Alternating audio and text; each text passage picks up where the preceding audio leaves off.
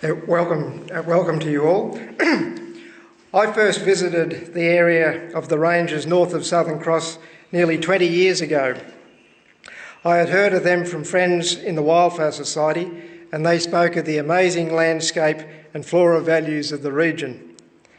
I spent 10 days straight up there and was taken in by both the landscape and conservation values I experienced. It also opened my eyes to the land use conflicts, and I remember the description of the Mount Manning Nature Reserve as being the only donut-shaped nature reserve in Western Australia. That is, the range was excised out of the reserve because of its mineral potential. Both myself and the Wildflower Society are not against mining. It is a vital industry contributing to our lifestyle. However, there needs to be a balance and some areas left for conservation, recreation and the enjoyment by future generations.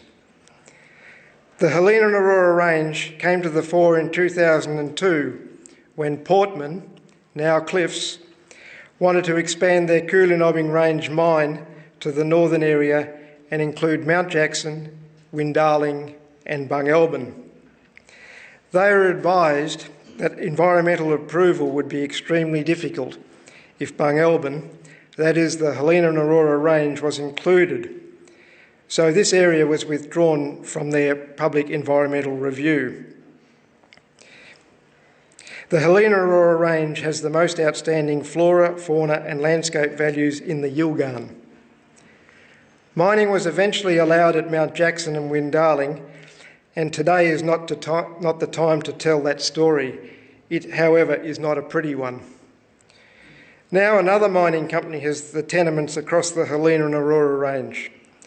They would be aware the Department of Parks and Wildlife and its predecessors have advocated since the early 1970s for the protection of the area to be a nature reserve. This has been supported by the Environmental Protection Authority and many in the community, including the Wildflower Society. The reservation has been opposed by the Department of Mines and Petroleum and the Minister, whose agreement is needed before land is transferred into the conservation estate. It would be a tragedy for the Helena and Aurora range to be mined, its flora, vegetation, fauna and landscape values destroyed for the equivalent of about 1.5 weeks' production from the iron ore mines in the Pilbara. The Wildflower Society fully supports the creation of a national park over the Helena and Aurora range and has worked towards this happening, and it looks forward to this being achieved. Thank you.